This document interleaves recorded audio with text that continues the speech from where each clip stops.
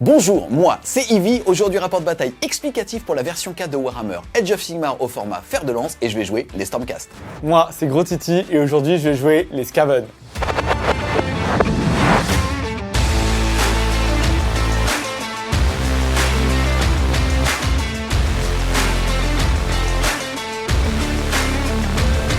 Le format fer de lance vous permet de jouer avec le contenu de la boîte de base ou de boîtes disponibles à faible coût, avec des parties rapides durant un peu moins d'1h30, mais qui ne sont pas pour autant simplistes. Mais avant de vous présenter les règles, une petite introduction des deux factions.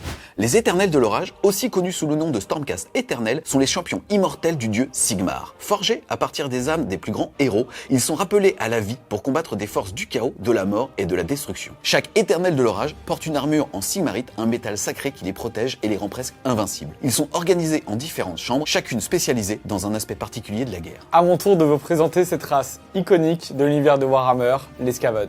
Les Skaven sont une race de créatures ressemblant à des rats, vivant dans les profondeurs souterraines. Ils sont dirigés par le Conseil des 13, un groupe de seigneurs de guerre et de sorciers très puissants. Ils sont extrêmement nombreux. Leur objectif ultime est de dominer le monde.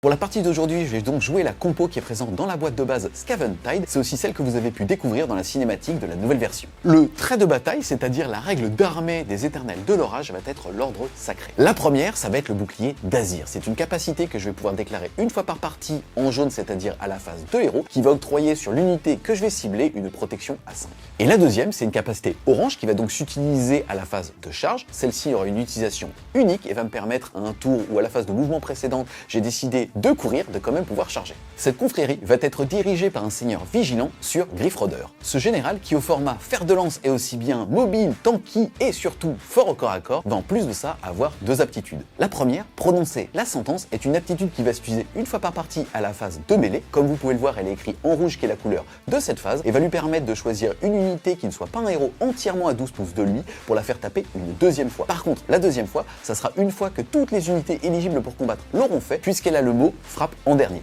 Et la deuxième, planifier l'attaque, est une aptitude jaune qui a donc vocation à être utilisée en phase de héros. Je vais pouvoir choisir un objectif que je ne contrôle pas sur la table et toute mon armée aura +1 au jet de touche qui cible les unités qui le contestent. Ensuite, on va retrouver le seigneur Véritan. Au niveau de ses caractéristiques, c'est un profil standard de type infanterie qui va avoir deux aptitudes. Le premier, c'est le feu purificateur, une aptitude que je vais pouvoir utiliser en phase de héros. Je vais choisir une unité ennemie à 12 pouces de lui et je vais pouvoir jeter un dé par figurine de l'unité et pour chaque 5+, je ferai un dégât mortel. Les dégâts mortels sont des dégâts spécifiques qui ignorent tout simplement les sauvegardes d'armure. Sa deuxième aptitude va être de sentir la sorcellerie impie. Celui-ci va être un petit peu plus solide puisqu'il va avoir ce qu'on appelle une protection. À chaque fois que je suis censé perdre un point de vie, je vais jeter un dé et ici sur un 5+, je vais l'ignorer. Ce bonus a un coût puisque à la première protection que je vais rater où j'aurais fait un résultat de 1 sur un dé, alors je n'aurai plus le droit à ce bonus jusqu'à la fin de la partie. Ensuite, on va retrouver une unité de 3 Prosecutors. C'est une unité d'infanterie qui a le mot-clé vol et ce mot-clé lui permet, lorsqu'elle se déplace, d'ignorer les terrains et les figurines, même si bien sûr elle ne doit pas finir à portée de mêlée. Ces Prosecutors vont avoir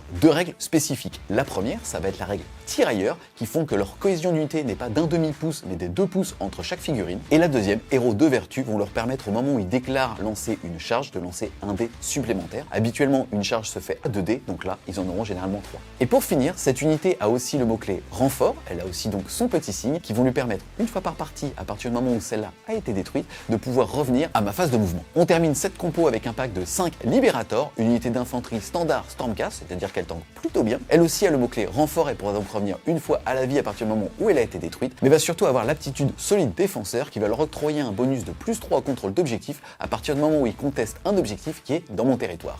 Maintenant, pour vous expliquer les règles des Skaven, je vais commencer par ma règle d'armée, c'est-à-dire mon trait de bataille qui s'appelle embuscade par un trou de vermine. Ce trait de bataille se déclenche à la phase de déploiement, la phase noire dans le déroulé d'une partie de fer de lance. Ce trait de bataille, représentant la capacité Skaven à attaquer par des tunnels, me permet de prendre une unité, de la mettre sur le côté, c'est-à-dire en renfort, et de la placer ensuite lors de la phase de mouvement du premier, deuxième ou troisième tour. Ce placement devrait être fait avant le 4e tour, à 6 pas des coins du champ de bataille et à plus de 9 pas de toute figurine ennemie. Pour diriger la meute griffe ronge festin, je vais avoir un griffe arc sur ronge bête. Ce général tyrannique, qui n'est ni plus ni moins qu'un rat sur un autre rat, va disposer d'un seul passif. Ce passif lui permettra à la phase rouge, du coup à la phase de combat, s'il est endommagé, c'est-à-dire s'il a au moins subi une blessure, d'ajouter 3 à sa caractéristique d'attaque de sa hallebarde. Il sera accompagné pour représenter le côté magie des Skaven par un prophète gris. Il aura deux aptitudes qui se déclenchent en phase des héros. Sa première aptitude, la volonté du roi cornu lui permettra de choisir une unité Skaven entièrement à 13 pas de lui, de jeter un dé, et sur un 3 ou plus, on ajoutera le résultat du dé au contrôle d'objectif de la cible. Sa deuxième aptitude, une aptitude offensive, le flétrissement, lui permettra de choisir une unité ennemie à 13 pas et visible de lui, de lancer 2d6, et si on fait 6 ou plus, l'unité subira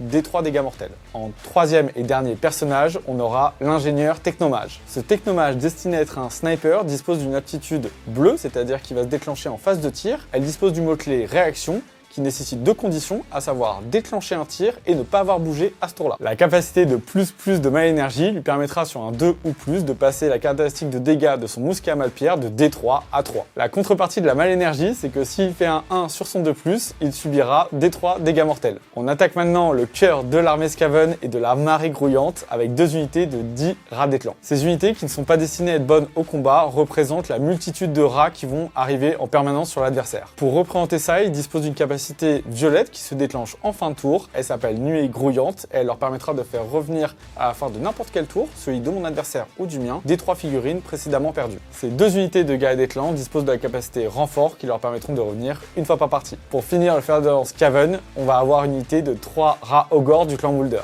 Ces rats énormes qui, comme leur nom l'indique, font la taille d'un ogre, ont subi plein d'opérations différentes, on leur a injecté des produits, on leur a greffé des armes aux différents bras. Ça va se représenter que sur les 3, il y en aura un qui sera doté d'une arme de tir, à savoir le canon à mal-flamme, et ensuite les 3 auront le même profil d'arme de mêlée. En plus de tout cet attirail, ils vont avoir une règle qu'ils pourront déclencher une fois par partie à la phase rouge, soit la phase de mêlée, la Malfureur déchaînée. Le déclenchement de cette règle va les plonger dans une frénésie sanguinaire qui va du coup leur faire subir des 3 dégâts mortels, mais en contrepartie, ils auront plus d'une attaque sur tout leur profil de mêlée. Je vais maintenant vous présenter la séquence de pré-bataille pour une partie de fer de lance. Les deux joueurs vont chacun lancer un dé, celui qui va le gagner va pouvoir choisir d'être soit attaquant, soit défenseur. L'attaquant va être le premier à choisir son aptitude de détachement ainsi que son optimisation. Ensuite, ça sera au défenseur. Ensuite, c'est le défenseur qui va définir sur quel royaume, c'est-à-dire de quel côté entre Aqshy et Ghyran on va jouer. Et vous allez voir que ça aura deux incidences. La première, c'est que les péripéties sont pas les mêmes d'un monde à l'autre et que la géométrie des objectifs va elle aussi changer. Ensuite, toujours le défenseur choisira quelle va être la méthode de déploiement, c'est-à-dire la définition des territoires des deux joueurs. Ensuite, en commençant toujours par le défenseur, celui-ci va pouvoir placer les éléments de terrain. Ils sont au nombre de 2, un grand, un petit, et ils doivent être placés à 6 pouces les uns des autres et à plus de 3 pouces des bords longs du champ de bataille, sans pour autant ne jamais être placés sur un objectif. Une fois les éléments de terrain placés pour le défenseur puis l'attaquant, ça va être à l'attaquant de déployer l'intégralité de son armée à plus de 6 pouces du territoire ennemi. Ensuite, ça sera au défenseur et la partie va pouvoir commencer. Ensuite, ça sera le premier round de la partie et c'est l'attaquant qui choisira alors qui va commencer. En tant qu'attaquant, c'est moi qui vais commencer à te déclarer que je vais utiliser l'aptitude de détachement frappé où c'est nécessaire, c'est-à-dire qu'une fois par partie, à un moment où j'aurai désengagé, c'est-à-dire fait un mouvement de repli, donc je serai sorti de la portée d'engagement de mêlée d'unité ennemie, je vais quand même être éligible pour pouvoir charger. Ensuite, mon optimisation, ça sera sur mon seigneur vigilant, ça sera un petit parchemin qui lui donnera une protection à 5 pendant toute la partie. Ensuite, en tant que défenseur, c'est à moi de choisir mon aptitude de régiment, à savoir trop rapide pour toucher, ce qui fait que quand je vais me désengager des phases de mêlée, je ne prendrai pas de dégâts mortels. Ensuite, pour les optimisations, elle ira sur mon griffard, ça sera diriger la horde grouillante. Ça me permettra, quand je vais appeler les renforts, de faire revenir l'unité non pas sur les bords du champ de bataille, mais entièrement à 13 pas de lui. C'est parti les Wargamers, on a donc respecté la cinématique de début de partie, on est donc maintenant déployé. En tant qu'attaquant, c'est moi qui vais pouvoir choisir si je décide de commencer ou pas cette partie, mais avant ça on va regarder le matériel de jeu. Comme vous pouvez le voir, là la table a été mise en place, on a toutes les unités qui ont été déployées, là-bas on a une petite unité qui grâce à l'optimisation de Titi lui a permis de les mettre sous terre, et avant justement de commencer le premier round de bataille, je vais vous montrer un petit peu le nécessaire de jeu. Là on utilise le contenu de la boîte Skaven Tide, on a donc les deux armées, les éléments de terrain, on a aussi deux paquets de cartes, les tactiques de bataille qui représentent les missions qu'on va devoir faire pendant notre tour, et aussi les péripéties du royaume, ici le royaume du feu, Aqshy. Ensuite, on a besoin pour jouer bien évidemment d'un petit mètre ruban ici en centimètres et en pouces. Le système métrique du jeu Warhammer est le pouce, puisque c'est un jeu qui est anglais, mais dans la boîte, on va aussi avoir des petites réglettes qui sont celles-ci, une de 3, une de 6, qu'on peut aussi tout simplement clipser ensemble pour en faire une de 9, pour pouvoir tout simplement mesurer les effets de terrain de 3 et de 6 pouces. Il existe bien évidemment dans notre hobby plein de petits goodies quand vous faites des petits événements ou tout simplement des petits accessoires de jeu pour se faire plaisir avec d'autres réglettes.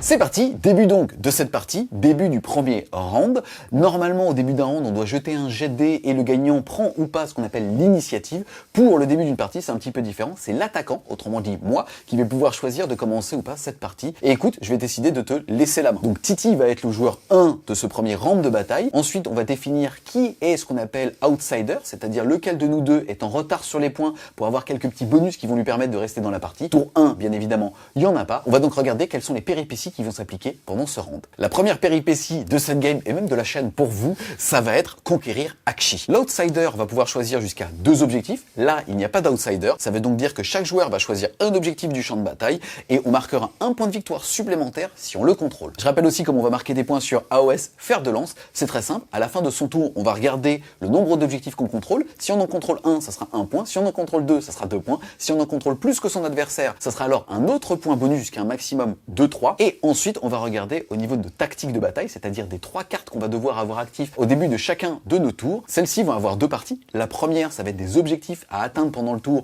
pour marquer 1 point. Et la deuxième, ça va être un ordre, c'est-à-dire une capacité souvent de réaction qui, si on l'utilise, va nous donner un bonus très fort, mais nous empêchera alors de marquer les points de cette carte. C'est parti mon Titi, ici pas d'outsider, on va donc chacun choisir un objectif et ça nous octroiera un point de plus si on le contrôle à la fin de notre tour. De mon côté, je vais commencer par choisir cet objectif juste ici.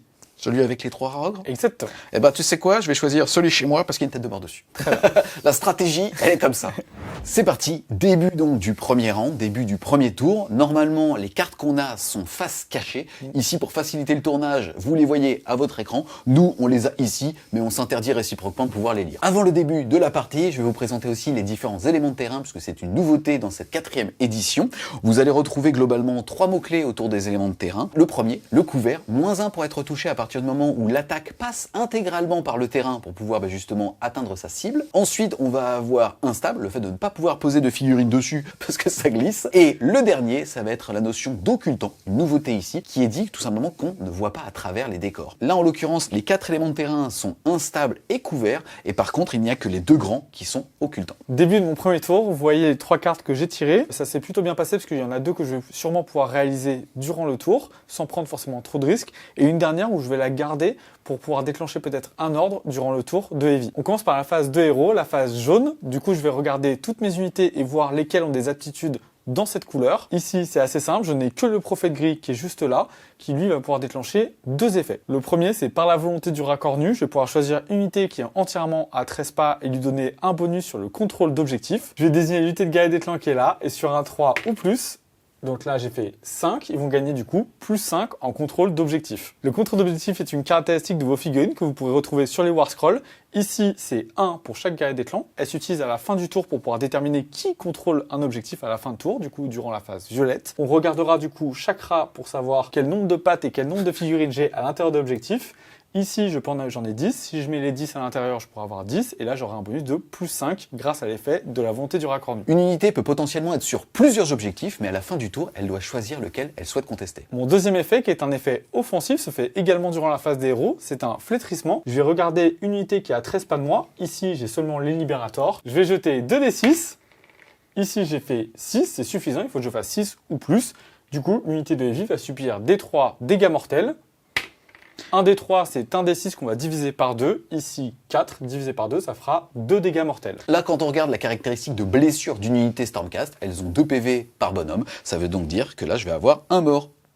Je vais du coup pouvoir passer à la phase de mouvement, qui est la phase du coup grise. Cette phase va vous permettre d'activer unité après unité pour faire ce qu'on appelle des aptitudes de base. La première, c'est l'aptitude basique de mouvement. Vous pouvez la faire à partir du moment où vous êtes à plus de 3 pouces de toute unité ennemie qui s'appelle la portée de mêlée et faire un mouvement qui correspond à la caractéristique que vous avez sur votre fiche d'unité. Autrement dit, chaque figurine de l'unité va pouvoir faire un mouvement maximum de la caractéristique qui est présente sur la fiche d'unité. Attention, on parle ici de l'intégralité du socle, c'est-à-dire que les figurines qui n'auraient pas un socle parfaitement rond vont devoir faire attention à toute la largeur de leur socle. Durant la phase de mouvement, je vais décider de faire courir une unité de rat d'éclan, celle-ci. On ne peut utiliser que sur une unité qui n'est pas en mêlée. On va jeter un des 6 et le rajouter à la caractéristique de mouvement de son unité.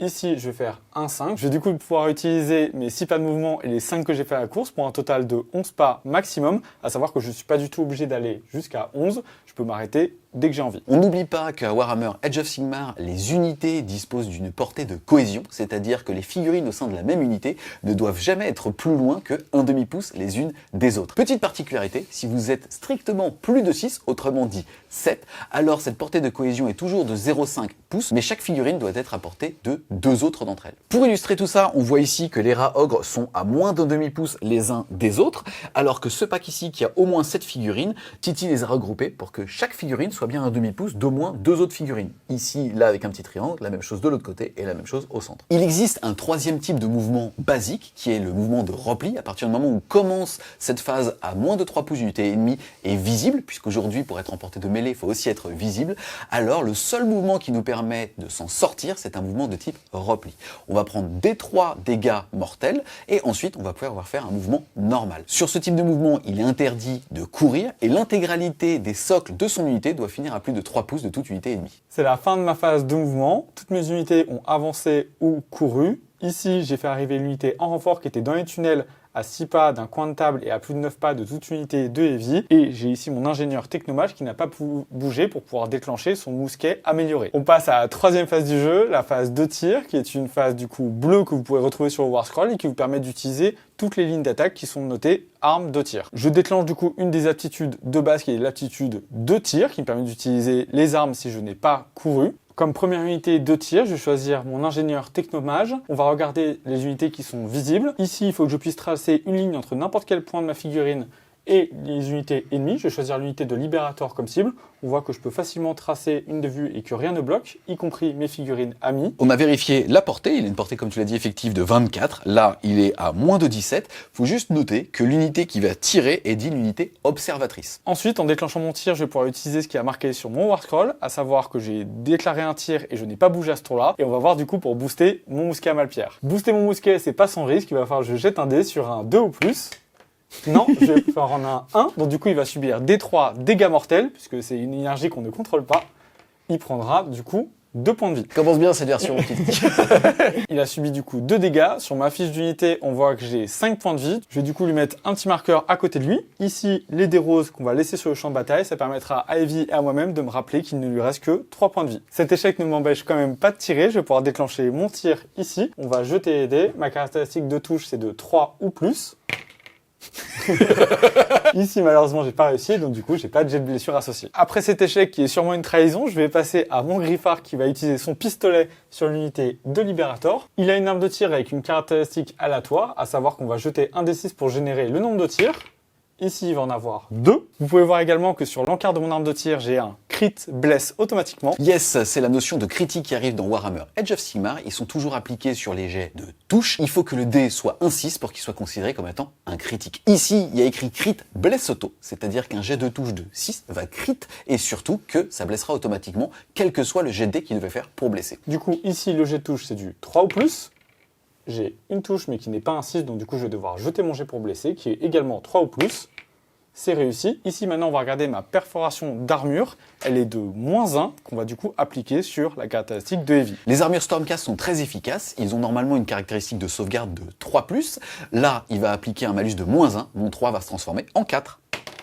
2, c'est moins de 4. Je vais donc, pour regarder la caractéristique de dégâts de l'arme, Elle est de 1. je vais donc perdre un point de vie, passant ma caractéristique de blessure de 2 à 1. On va passer à ma dernière arme de tir. Ici, sur mes 3 rats ogres, j'en ai un là qui est équipé d'un lance-flamme. Le lance-flamme dispose d'une portée de 10 pouces et on voit que je peux tracer une ligne entre un point de mon socle et l'unité de prosécuteur de Heavy sans passer par le décor qui pourtant me bloque mes lignes de vue. Comme l'a expliqué Titi, à partir du moment où le trait passe intégralement, alors je ne vais même pas disposer du couvert qui, pour rappel maintenant, applique un malus à la touche de -1. Ici, c'est encore une arme aléatoire. Comme toutes les technologies Skaven, je vais du coup jeter 2d6 pour le nombre de tirs. Je vais générer du coup 6 tirs qui vont toucher à 2 ou plus. Ici, je retire les échecs. Derrière, je vais blesser à 4 ou plus.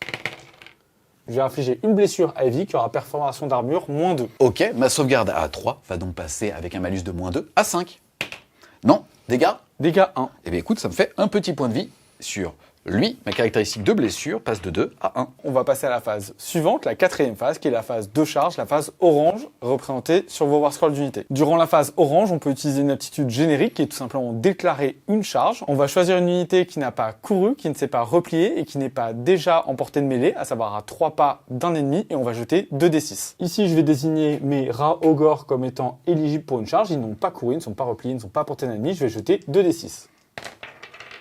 Je vais faire 2, c'est insuffisant pour la distance avec les prosécuteurs. On avait regardé avec Evie, il fallait au moins 8 sur le résultat des dés, à savoir que je devais contourner les terrains puisque je ne peux pas passer à travers. Et pour qu'une charge soit considérée comme étant validée, il faut que le résultat des dés et que le mouvement possible fasse terminer l'unité chargeante à moins de 1 demi-pas de l'unité recevant la charge.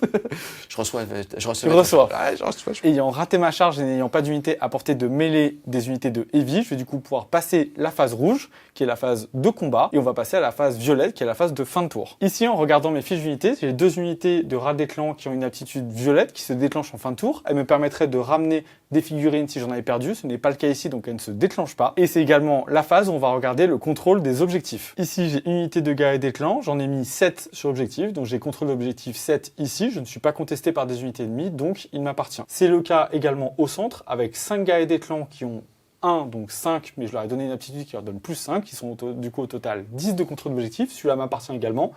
Et là, j'ai mon petit prophète gris qui a 2 de contrôle d'objectif et qui va l'avoir puisqu'il n'y a pas d'ennemi non plus. Ça va du coup me faire un objectif, un deuxième, et ensuite on va regarder par rapport à Evie. Il en contrôle également 2, mais moi j'en ai un troisième juste là. J'en ai plus, et donc du coup je vais marquer 3 points. Juste après ça, on va regarder mes cartes. Là, je vous en ai gardé 2 retournées, c'est celles que je peux faire. La première, c'est Estrade de Dracotion. Il fallait que je contrôle l'objectif au centre avec du coup la tête de dragon. C'est fait, ça va me permettre de marquer un point passant de 3 à 4. Et la deuxième, c'est prenez les flancs. Il me fallait une unité à 3 pas de chaque bord court du champ de bataille. Sur le rectangle, c'est les 2 qui sont juste ici.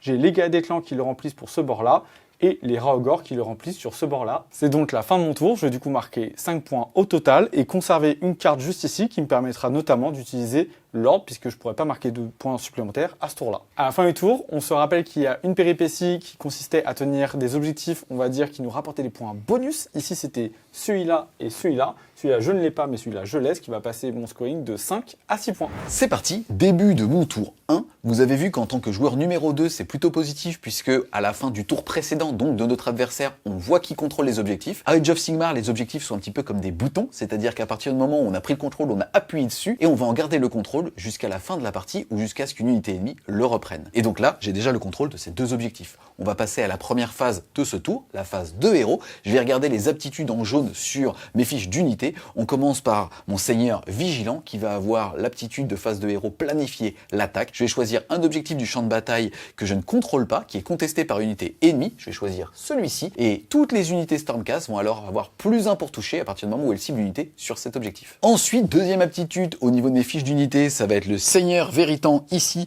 qui va avoir l'aptitude feu purificatrice. Il va pouvoir choisir une unité visible à 12 pouces de lui. Les rats ogres, je vais jeter un dé par figurine et sur chaque 5+, ça te fera un petit dégât mortel. On fait comme ça alors. 421. Oh, merci. Toutes mes aptitudes de la phase de héros, de la phase jaune sont maintenant résolues. Je vais pouvoir passer à la phase de mouvement. On n'oublie pas qu'il y a aussi une notion de stratégie à Age of Sigmar. On regarde donc les cartes que je vais devoir réaliser et on voit globalement qu'il faut que j'aille récupérer cet objectif ici, tout en ayant une unité à 3 pouces du bord long du territoire adverse, c'est-à-dire ce bord-là. On a ici mon seigneur de guerre qui va pouvoir y aller pleine balle. Pour les autres unités, je vais tout simplement ici aller derrière ce petit décor pour essayer d'avoir un couvert s'il décide de me tirer dessus un petit peu plus tard. Là, je vais rester potentiellement à 12 pouces de cette unité pour pouvoir réutiliser mon aptitude qui n'a pas fonctionné ici de feu purificateur. Et je vais quand même, puisque cette unité me fait très peur, leur envoyer cette unité ici qui va tirer et charger pour pouvoir leur faire un petit peu de dégâts. Là, c'est intéressant, je viens de placer des réglettes de 3 pouces pour bien représenter sur le champ de bataille la portée de mêlée, c'est-à-dire la portée à laquelle je ne peux pas rentrer avec un mouvement. Ici, je vous rappelle que cette unité a le mot-clé vol, c'est-à-dire qu'elle va pouvoir ignorer toutes les figurines et tous les décors tant que je finis mon mouvement à plus de 3 d'unités ennemies. Donc je pourrais tout simplement faire un petit saut de puce. Là, je vais pas me rapprocher du centre parce que ça me fait trop peur, je vais donc y aller par là. Fin de la phase de mouvement. Vous pouvez voir que sur le format fer de lance, on peut très facilement prendre la table. C'est pas pour autant bourrin, puisqu'il y a quand même énormément d'objectifs à réaliser, et donc il faut quand même faire attention à ses ressources. Là, on voit que les petits prosécuteurs ici sont bien plus de 3 de toit. On va donc pouvoir enchaîner avec la troisième phase d'un tour, la phase de tir, qui est représentée par des aptitudes en bleu. Les prosécuteurs sont équipés de javelines d'orage. Je vais choisir unité observatrice, unité cible, celle-là. Elles ont chacun un tir de javelot qui va toucher sur du 3+. J'ai donc un raté de réussite. Je vais blesser à 3+. Ça va m'en faire 1. Ta performance en armure est de -1. J'ai une sauvegarde avec les Raogor qui est de 5+. Ça va passer à 6+. Non, c'est raté. Yes, moi je suis dégâts D3. Et ça va faire un 6 divisé par 2, arrondi à le supérieur, ça va faire 3 dégâts cash. Je vais prendre 3 dégâts. Les Raogor ont une caractéristique de blessure de 4. Et donc du coup, là, il va rester un point de vie sur un Raogor. Fin des tirs disponibles dans mon armée. On va donc enchaîner avec la phase de charge. C'est la phase orange. Et tout simplement, je vais déclarer que cette unité va faire une charge. Oula, j'ai fait 5 et 4, 9. C'est le seul mouvement qui va me permettre de rentrer à moins de 3 pouces, c'est-à-dire à portée de mêlée d'une unité. Et je vais pouvoir faire jusqu'à 9, mais je pourrais très bien m'arrêter avant. Cette valeur sur les 2 dés me permet de faire n'importe quel type de mouvement de charge, c'est-à-dire que je pourrais très bien aussi décider de ne pas charger, ou alors de rentrer à portée de mêlée d'autres unités. Ensuite, je vais activer l'unité là de prosécuteur pour déclarer une charge, c'est donc sur 2 dés, et eux, leur capacité, c'est de pouvoir utiliser un dé supplémentaire.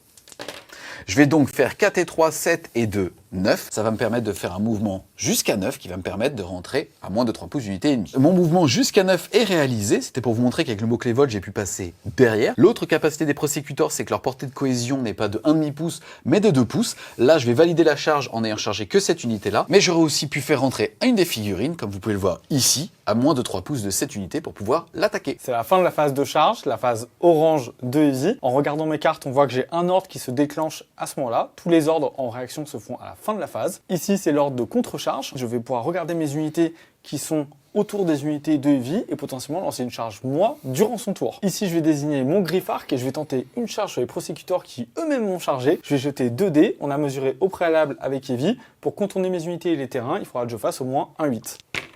C'est pas suffisant et donc du coup là j'ai utilisé mon ordre et donc du coup je ne pourrai plus utiliser la carte, je vais devoir la défausser comme les précédentes. On passe maintenant à la phase rouge, c'est-à-dire la phase de combat. On va regarder les unités qui sont à portée de mêlée et on va pouvoir les activer une par une en alternance en commençant par le joueur dont c'est le tour, c'est-à-dire moi-même. Moi, je vais choisir d'activer l'unité ici de Prosécutor. J'ai donc 2 unités sur le champ de bataille. Mon seigneur qui normalement est assez solide pour pouvoir tanker ces petits rats. Mais je vais commencer donc par cette unité un petit peu plus fragile. J'ai le droit, à partir du moment où je vais activer cette unité, de faire un mouvement qui s'appelle la mise en contact. Ce mouvement va vous permettre de choisir une cible des figurines avec qui vous êtes en mêlée. Et alors, toutes les figurines de votre unité vont devoir au moins s'en rapprocher avec une distance de 3 pouces. Ce mouvement vous permettra de rentrer à portée de mêlée d'autres unités, mais vous devez quand même respecter les premières conditions. Mais surtout, si j'étais engagé avec 2 unités, c'est-à-dire que j'étais à moins de 3 pouces de 2 unités différentes, de ne jamais sortir de la portée de mêlée des 2 unités. Là, pas besoin de bouger, je suis déjà à moins de 3 avec tout le monde, je vais donc tout simplement pouvoir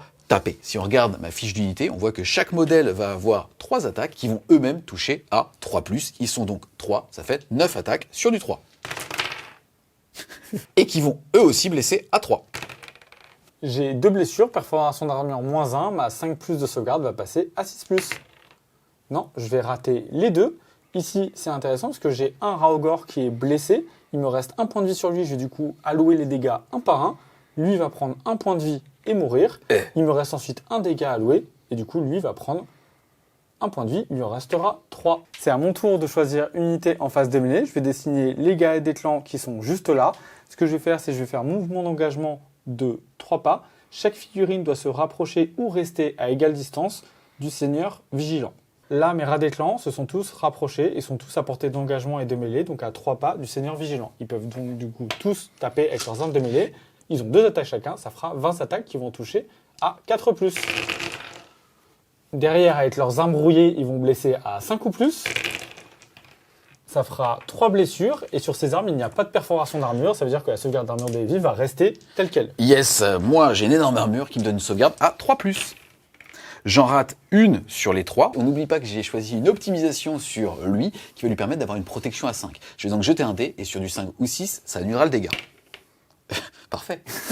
Toujours en alternance, c'est à moi d'activer unité. Il en reste une qui n'a pas encore combattu. On notera néanmoins qu'une unité peut quand même s'activer si elle a fait un mouvement de charge et qu'il n'y a personne à portée de mêlée. C'est-à-dire qu'elle sera capable de faire un mouvement de jusqu'à 3 pouces. Là, je n'ai pas besoin de le faire. Je vais donc te taper avec ma grosse hache sanctifiée, faisant ainsi 5 attaques qui normalement touchent à 3. On se rappelle qu'à la phase de héros, j'avais choisi cet objectif pour avoir plus 1 pour toucher. Ça sera donc sur du 2. Je vais maintenant blesser sur du 3. Ici, les attaques de l'âge de vie sont perforation d'armure -2. Ma sauvegarde à 5+, passe à 7. Dès qu'on arrive à 7, ça veut dire qu'on n'a plus de sauvegarde. Et donc, du coup, on va mettre directement les dégâts dans l'unité. Ici, c'est dégâts 2. Ça va faire 2 x 2, 4. Je vais du coup perdre 4 rats. Poup, poup, poup. Ensuite, c'est mon griffon, mon chocobo, qui va pouvoir taper avec son bec. Il a le mot-clé compagnon, donc lui ne bénéficie pas des bonus amis. C'est-à-dire que je n'ai pas le +1. Il va donc faire 3 coups de bec sur du 4. Qui vont blesser à 3. Ouf, ça fait rien, mais ça fait peur les doubles 6. Ça fait peur. C'est perforation d'armure -1. Il va me rester du coup une 6+. Je vais rater les 2 et c'est dégâts 2. Et donc du coup, ça va faire pareil. Il va y avoir encore 4 rats qui vont mourir. Poup, poup, poup. À mon tour d'activer les rats ogres. Les rats ogres, je vais utiliser leur aptitude une fois par partie de déchaîner leur fureur et de rentrer dans une frénésie sanguinaire. Petite interruption avant que Titi n'active ses rats ogres. Normalement, il aurait dû utiliser cette habilité de charte d'unité avant d'activer cette unité pour combattre. Ça m'aurait permis, par exemple, sachant que celle-ci avait une unité, dans un cas de combat en alternance où j'aurais pu avoir l'initiative de ce combat, de potentiellement leur taper dessus avant qu'ils ne me fassent du mal. Dans cette vidéo, on vous montre l'habilité en même temps que l'activation de l'unité, tout simplement pour que les buffs appliqués aux unités soient un petit peu plus clairs. Pour ça, ils vont s'infliger des 3 dégâts mortels. Ici, il me reste que 3 points de vie, donc on espère ne pas perdre son rat ogre tout seul. Si, malheureusement, lui va mourir sous les... Grosse stratégie, Titi. Voilà, sous les injections des produits stupéfiants. Néanmoins, la perte de son petit compagnon rend le dernier très très énervé. Il va du coup passer de 5 à 6 attaques. Qui touche à 4. À 4. Je vais blesser à 3+. Ça sera 2 blessures à perforation d'armure -1. Ok, ma sauvegarde à 3 passe à 4. Et ça tank. La perte des rats ogres va sonner la fin de la phase de mêlée. On passe à la phase de fin de tour, la phase violette. On se souvient que moi j'avais une aptitude qui se déclenche chez les rats d'éclan à la fin de tout le tour, quel que soit le tour de vie ou le mien. Je vais du coup vous faire revenir des 3 figurines. Je vais en faire revenir une. Elle doit revenir en cohésion avec ses 2 petits copains, et donc elle est à 0,5 des 2 qui restaient juste ici. Ensuite, à la fin du tour, on va regarder qui conteste et contrôle les objectifs. Là, c'est très bien que tu en aies fait revenir un, puisque moi, mon seigneur vigilant a un contrôle d'objectif de 2. Là, tu viens de passer maintenant à 3. Je ne vais donc pas prendre cet objectif. Si on regarde ensuite les autres objectifs, je rappelle qu'au début du tour, j'avais déjà celui-là, 1 point. Au moins un deuxième, 2 points. J'en contrôle pour l'instant 1, 2, là où toi tu en contrôles 3. Je ne vais donc pas avoir le point bonus pour contrôler plus que Titi. Par contre, comme je contrôle cet objectif qui était l'objectif désigné par la péripétie de Akshi, je vais passer à 3 points. Ensuite, au niveau des cartes de tactique de bataille, on voit qu'il fallait que je récupère l'estrade d'Ignax qui est juste ici. Malheureusement, ça ne va donc pas être possible. Ensuite, il fallait que j'ai une unité qui vienne être à 3 pouces du bord long du territoire adverse. C'est bien réussi avec mon seigneur. Et ensuite, j'avais ne flanchez pas. Il fallait que j'ai réalisé une capacité de corps à corps sans pour autant avoir d'unité amie détruite. C'est chose faite, puisque j'ai même fait 2 corps à corps et qu'aucune de mes unités n'a été détruite. Mettant mon score à 3 pour les objectifs primaires, plus 2 cartes, soit 5 points de victoire. Fin du premier round, on va enchaîner avec le deuxième round. Faut savoir que avant de faire quoi que ce soit, on a la capacité de défausser une ou plusieurs cartes qu'on a actuellement en main. Moi, vous pouvez le voir, j'ai toujours de prendre cet objectif ici. Globalement, je pense que je vais la garder, déjà parce que ça m'offre une réaction qui est quand même assez intéressante, comme vous pouvez le voir, puisque Titi n'est pas censé l'avoir. Et surtout, on va passer maintenant au jet d'initiative. On va donc jeter un dé, et celui qui va faire le meilleur résultat va pouvoir choisir ou pas de prendre l'initiative pour ce round de bataille. On a donc théoriquement la capacité de jouer 2 fois de suite, si on le fait parce qu'on a choisi de le faire, c'est-à-dire que si par exemple là je gagne l'initiative et je choisis de jouer une deuxième fois, donc de passer joueur 1 de ce round 2, je vais faire ce qu'on appelle un double tour, et ça m'empêchera de tirer des nouvelles cartes de tactique de bataille. Donc c'est aussi en prévision de ça que je vais décider ou pas de potentiellement défausser ma carte. Là, c'est pas lié à ça, je pense juste que s'il reste engagé avec moi, il va mourir parce que c'est mon seigneur et qu'il est super énervé, et s'il veut s'en désengager, là, vu que je suis au centre de l'objectif, il devrait se mettre à plus de 3 de moi, or on contrôle les objectifs à 3 pouces. Jet d'initiative pour ce deuxième round. Allez. Bah écoute, c'est toi. Suite au gain de l'initiative, je vais décider de prendre le tour. Yes, une fois qu'on sait qui a l'initiative, on va regarder qui est l'outsider, c'est-à-dire le joueur qui est en retard. En l'occurrence, c'est moi, puisque pour l'instant, Titi a 6, moi j'ai 5, et on va pouvoir tirer la carte de péripétie. Cette péripétie va être que coule le sang. Chaque joueur va marquer un point de victoire à chaque fois qu'il détruit une unité. donc tu peux en marquer plusieurs, et l'outsider, autrement dit moi, va pouvoir choisir une unité qui aura un bonus de +1 pour toucher. Et je vais choisir mon unité de Liberator, tout simplement parce que déjà, c'est s'il vient, bah, au moins ça va s'activer, au pire ça va durer pendant mon tour à moi, et comme on est sur une alternance et qui risque de s'activer en premier à la phase de combat de son tour, j'ai peur que cette unité ne décède. C'est parti pour le début de mon tour 2. Ici, vous voyez mes cartes, c'est des cartes qui sont quand même assez offensives, il va falloir que j'aille agresser sur les objectifs détenus par Evie pour pouvoir marquer des points. Donc je vais grandement considérer peut-être de garder pour plutôt utiliser des ordres à ce tour-là, surtout que je suis en avance au point, donc je peux potentiellement faire plus de réactions. On retourne du coup sur la phase jaune, on se souvient que c'est le prophète gris qui a 2 aptitudes à utiliser. La première, ça sera, qui est la plus simple à choisir, c'est le flétrissement, parce que je n'ai qu'une seule unité à 13 pas de moi. Je vais jeter 2 dés, et sur un 6, il prendra des 3 blessures mortelles. Oui, c'est bon, et je vais mettre D3 dégâts mortels, ça fera 2 dégâts mortels sur l'unité de Prosecutor. Lui, on l'a vu tout à l'heure, il n'avait qu'un petit point de vie, il va donc faire poup et mourir, il me reste un deuxième point de vie à infliger, et je vais tout simplement le mettre sur lui. Sa deuxième capacité, ça va être de booster le contrôle d'objectifs d'unité. Je vais choisir cette fois Monseigneur Griffark sur un 3 ou plus. Oui, il va prendre du coup 3 en contrôle d'objectif supplémentaire. Début de la phase de mouvement, je vais choisir les Skaven qui sont juste là, les rats des clans. Je vais déclencher une aptitude de base qui est celle du repli. C'est-à-dire que je vais déclencher un mouvement qui doit sortir des 3 pas de la mêlée de mon adversaire. Normalement, dans le jeu Age of Sigmar, quand vous faites ce mouvement-là, vous prenez D3 dégâts mortels. Là, on se souvient qu'en passif d'armée, j'ai pris que je ne prenais pas de dégâts à ce moment-là. C'est la fin de ma phase de mouvement. On va passer à la phase de tir, la phase du coup bleue. On va recommencer par mon ingénieur qui a un peu raté tout à l'heure et qui s'est pris des dégâts. C'est pareil, je vais déclencher son aptitude de réaction. Il n'a pas bougé, il va désigner une target en tir. Je vais garder cette unité-là. On se souvient que les petits terrains ne sont pas occupants, donc ils ne bloquent pas mes lignes de vue. Là, j'ai toujours une ligne imaginaire qui peut arriver jusqu'à eux. Je jette un dé sur un 2+, je vais pouvoir booster mes mousquets. Oui, c'est bon, donc mes mousquets vont passer de D3 à 3. Je vais juste faire une réaction. Vous pouvez le voir dans ma main que j'ai la tactique de bataille, l'estrade de Dracotion. Je vais utiliser plutôt l'ordre de réaction bleu, puisqu'à l'adversaire a annoncé une aptitude de tir. Je vais donc utiliser l'aptitude à terre. On rappelle que le fait d'utiliser un ordre sur une carte de bataille fait que je ne pourrai pas la scorer. Et cet ordre dit tout simplement que tu ne pourras me toucher dessus que sur du 6. Par contre, je vais hériter de frappe en dernier. C'est-à-dire que je taperai une fois que toutes les unités éligibles à la phase de combat ont été activées. Ça tombe bien, parce qu'en plus, j'ai du coup crit blesse auto, donc si je fais des 6, ça sera directement de la blessure automatique. Ici, je fais pas de 6, et grâce à la carte de Julien, je vais du coup pas toucher du tout. On va du coup passer au tir du lance-flamme du Raogor survivant. À noter que normalement, quand on est engagé dans un corps à corps en mêlée, donc à 3 pas d'un adversaire, on ne peut pas tirer, sauf si sur votre arme de tir, vous avez marqué tir en mêlée comme aptitude. Ici, c'est bien le cas du lance-flamme qui du coup va pouvoir déclencher son tir là-dessus. Je vais générer 2d6 tirs. Ça sera 10. À noter que certaines cartes à Age of Sigmar marchent durant toute la phase. C'est le cas de l'ordre qu'a utilisé Evie juste avant. Du coup, tout mon lance-flamme, au lieu de toucher à 2, va passer à 6+, donc c'est très compliqué. Je vais réussir quand même 2-6. Ces 2-6 vont blesser à 4+. Il y aura 2 blessures et c'est de la perforation d'armure, -2. Ok, sauvegarde à 3 qui passe à 5. J'en réussis une, je vais donc ces dégâts. Oui. Prendre un dégât et lui, il lui reste un point de vie. Poup. On va faire maintenant le tir de Monseigneur qui va partir dans ce personnage Stormcast juste ici. Le Seigneur Véritant. J'ai des 6 tirs, 3 tirs. Je vais toucher à 3+, et on se souvient, j'ai blessure auto sur un 6 à la touche. Donc j'en fais 0, du coup, pas de jet de blessure à faire. C'est ballot. C'est cool. C'est la fin de la phase de tir. On va pouvoir passer à la phase de charge, la phase orange. Cette fois, j'en ai plusieurs qui vont pouvoir le faire. Je vais commencer par les rats des clans qui sont juste là. L'idée, c'est pas forcément de faire des dégâts à Evie, mais plutôt d'aller voler cet objectif-là.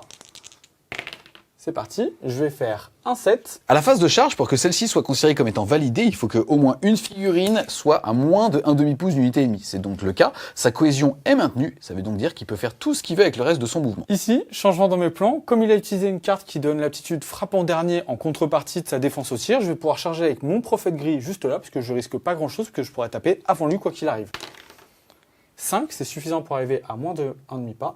Je vais du coup pouvoir arriver ici. La charge la plus importante pour moi maintenant, c'est le Griffard qui va tenter son duel contre le Seigneur Stormcast. Oh, elle est belle. 10, c'est largement suffisant. Il me fallait un 6. Hop, il va du coup pouvoir aller l'affronter en duel. Première unité que je vais actionner car c'est mon tour. On est à la phase de mêlée, la phase rouge. Ça va être les gars des clans. Ici, ils vont tous faire leur mouvement d'engagement pour soit se rapprocher, soit rester à la même distance des Liberators. Mon but ici, ça va être tout simplement d'avancer pour leur couper le chemin vers l'objectif, que ce soit pour le mouvement du tour d'après, mais aussi durant leur mouvement d'engagement. C'est bon, j'ai fini mon mouvement d'engagement. Maintenant, je peux du coup lancer mes attaques. J'en ai un qui ne sera pas à portée, il n'est pas dans les 3 pas. J'ai préféré qu'il reste sur l'objectif. Je vais du coup jeter mes 18 attaques à 4+. A priori, ils sont assez motivés par le plan. On va blesser maintenant à 5+. Et je vais du coup infliger 3 blessures à Evie sans perforation d'armure. Ok, sauvegarde à 3 qui va rester à 3. Et tout tank. À moi d'activer une unité et je vais activer mon Seigneur Véritant. Le Seigneur Véritant, il a tout simplement une attaque déjà de bâton enflammé ici qui va toucher à 3+. Non. Ensuite, il va avoir 3 attaques d'épée enflammée toujours sur du 3. Les 3 passent. Je vais blesser aussi à 3+. Et écoute, ça va t'en faire 3 perforations -1. On voit aussi qu'il a le mot-clé anti-sorcier et anti-prêtre. Titi sur cette figurine n'a aucun de ces mots-clés, je vais donc pas bénéficier des bonus. Moi j'ai une sauvegarde à 4+, avec mon griffard qui va passer du coup à 5+. Je vais en réussir une, il y en a 2 du coup qui vont passer. Ces dégâts des 3, la première elle va donc faire 1 et la deuxième elle va faire 2, soit 3 points de vie au total. Il en a 7, du coup il va lui rester 4 points de vie après l'attaque de Evie. On va ensuite activer mon griffard qui va immédiatement se venger des dégâts qu'il vient de subir. Sa capacité de mêlée du coup rat coincé, parce que là il s'est senti blessé, arrive. Ça lui permet de rajouter 3 attaques sur ses attaques de hallebarde parce qu'il est endommagé, à savoir qu'il a subi au moins une blessure. Il passe de 5 à 8 attaques. Ces 8 attaques de hallebarde vont toucher à 3+. Ça va blesser à 4+. Il est énervé. 4 blessures à perforation d'armure -1 pour 2 dégâts. Sauvegarde à 3 qui passe à 4. J'en rate une, ces dégâts 2. On rappelle que j'ai une protection à 5. Il a une petite particularité sur sa protection qui lui est donnée par le petit griffon qui est juste à côté. C'est que si jamais je fais 1 sur un jet de protection, alors je n'en aurai plus. Je vais donc les faire une par une. La première protection est ratée. Je vais donc perdre 1 point de vie, mais je garde cette règle-là. Et 1, par contre, bon bah, aucune des deux n'aura marché, mais j'aurai plus de protection. Il a donc pour l'instant perdu 2 points de vie, il va lui rester 4. On finit par la monture, la ronge bête, avec ses 4 attaques à 4+. Oh là, elle est très très énervée. Elle va blesser à 3. Ça fera 2 blessures à perforation d'armure -1. Sauvegarde à 3, toujours, qui passe à 4. Ça tank. On est en alternance, à moi d'activer une unité. On rappelle que je ne peux pas activer le prosécuteur qui est ici, puisqu'il a frappe en dernier. Je vais donc activer cette petite unité de Libérator. Ils sont 4, mais on voit qu'il y en a un qui a un marteau, qui va donc avoir un profil d'attaque différent. Je vais donc activer les 3 avec marteau bouclier, qui vont avoir chacun 2 attaques. Ça va donc m'en faire 6 au total, qui touchent normalement à 3. On rappelle que grâce au fait d'être outsider, c'est-à-dire d'avoir du retard au point, j'ai comme bonus le fait d'avoir choisi cette unité pour avoir +1 pour toucher. Ça va donc passer de 3 à 2 pour toucher, mais eux vont avoir aussi comme capacité sur un jet critique, c'est-à-dire de 6 à la touche, d'infliger des dégâts mortels qui ignorent donc la sauvegarde d'armure. Bah, c'est tant mieux, il n'y en a pas. Je vais blesser à 3+. Ça fera 2 blessures, perforation d'armure -1. Je vais du coup passer ma sauvegarde de 5 à 6. Non, je vais perdre du coup 2 guerriers d'éclan. Il me reste le gros marteau. Le gros marteau, il est bien apporté, donc à 3 pouces de mêlée. Il va donc pouvoir faire 2 attaques sur du 2. J'ai un 2 et un 6 qui va directement faire 2 mortels. Et lui va blesser à 3. Non, il va pas blesser. Et du coup, je vais perdre au total 4 guerriers d'éclan. Ici, on va activer le rat ogre. Il va profiter de son bon engagement pour se rapprocher du prosécutor avant de déclencher ses attaques. Il a 5 attaques qui vont toucher à 4+. Voilà, il a très envie d'en finir. Il va blesser à 3. Pas tant que ça. Une blessure à -1 pour dégâts 2. Sauvegarde à 3 qui passe à 4. Non, 2 dégâts. Il en avait plus qu'un. Poup, il meurt. Toutes les unités ont été activées, sauf le prophète gris qui n'est pas emporté de mêlée. Néanmoins, il a réussi une charge à ce tour-là. Il va du coup pouvoir se déplacer de jusqu'à 3 pas dans n'importe quelle direction. Ici, je vais en profiter pour retourner au centre de l'objectif. Phase de fin de tour, la phase violette. Là, j'ai mes 2 unités de rat d'élan qui ont subi des pertes. Je vais pouvoir du coup en ramener des 3 dans chaque unité. On commence par l'unité de 3. Je vais en ramener 3 ici et ici. 3 également. Suite à la règle de mes rats d'éclan, je vais du coup pouvoir regarder les points que je contrôle. Ici, c'est plutôt pas mal parce que je vais en contrôler ceux ici parce que je suis tout seul dessus. Celui du centre qui est toujours à moi avec le côté bouton déjectif Age of Sigmar. Celui-là, on se rappelle que j'ai donné +3 à ce petit personnage-là grâce à la règle de mon prophète gris. Il passe du coup de 2 à 5, battant du coup le score de contrôle objectif de Julien. Du coup, je regagne le contrôle de celui-là. Et celui-ci, ça fait que j'en ai au moins 2, plus que Evie également, donc ça fera 3 points de primaire. J'ai tué une unité, ce qui m'octroie un point bonus grâce à la carte de péripétie. Et ensuite, on va regarder les cartes que je peux faire. J'avais ne flanchez pas, c'est-à-dire je devais combattre et ne pas perdre d'unité à ce tour-là. Ça s'est plutôt bien passé, j'ai combattu à plusieurs endroits et j'ai pas perdu d'unité. Je vais marquer du coup un point, passant mon score de 4 à 5. Et attaquer sur 2 fronts où je devais reprendre le contrôle de 2 objectifs qui étaient tenus par Evie. C'est fait avec les rats d'éclan ici. Et grâce au vol de mon griffard jusque-là, ça va faire du coup, je vais avoir un score qui va passer de 5 à 6 avec mes 2 cartes, et donc mon score passera de 6 à 12 à l'issue de mon tour 2. C'est parti, début de mon tour. Il va y avoir beaucoup de choses à faire. Déjà, si on regarde un petit peu la stratégie, vous voyez que sur les 3 cartes, malheureusement tout à l'heure, j'ai défaussé pour tenter de sauver mes prosecuteurs, celles qui me demandaient de reprendre l'objectif ici de Récotion. Ensuite, pour maintenant parler des phases et des règles, on va passer à la phase de héros. Je vais donc déclarer, grâce à mon seigneur vigilant ici, un objectif que je ne contrôle pas pour que les unités amies aient plus 1 pour toucher. Je vais choisir cet objectif ici. Ensuite, on rappelle que eux sont toujours, grâce à la péripétie de ce royaume, ils ont toujours plus 1 pour toucher et qu'il va aussi falloir que je fasse ce qu'on appelle de l'attrition, c'est-à-dire enlever des ressources à Titi pour le reste de la partie et surtout pour gagner des points et ainsi peut-être repasser devant. Ensuite, je vais choisir lui qui va utiliser sa capacité flamme purificateur. Je vais choisir une unité visible à 12 pouces. Je vais pas me prendre la tête, ça va être lui pour pouvoir tout simplement lancer un dé par figurine. Bon, il est tout seul et sur un 5+, infliger une mortelle. Oui, ça fera une blessure ici, il avait 4 points de vie, il passe à 3. Ensuite, toujours en phase de héros, je vais utiliser la capacité de mon armée qui, une fois par partie, je vais pouvoir choisir une unité et lui octroyer une protection à 5. Elle va partir sur ce petit gars. On va ensuite enchaîner avec la phase de mouvement. Ça va me permettre aussi d'utiliser une autre aptitude unique que je vais utiliser en phase de mouvement en réaction d'un mouvement de type repli. Ça sera sur cette unité-là. 1, elle ne va pas prendre les dégâts et 2, elle va quand même pouvoir être éligible à charger à ce tour. Au niveau des mouvements, ce qui va se passer tout simplement, c'est que je vais aller chercher de l'attrition. Le bon point, c'est que à la fin du tour de Gros Titi, je contrôle maintenant cet objectif ici. Je vais donc pouvoir m'en éloigner tout en faisant attention à ce qu'il n'y ait pas de carte type réaction, charge ou rip-up d'unité dans mon dos. Donc, je vais plutôt la jouer safe. Ce qui va se passer, c'est que lui va garder un pied dans l'objectif pour pouvoir, au moment de sa charge, avoir l'arrière de son socle toujours dans l'objectif, même s'ils vont être à portée d'engagement de là. Là, je vais désengager pour charger, et vous le verrez, à cette phase de mouvement, je vais pouvoir faire revenir une unité de renfort, c'est-à-dire mes prosecutors, qui vont pouvoir revenir entièrement à 6 pouces d'un des bords du champ de bataille,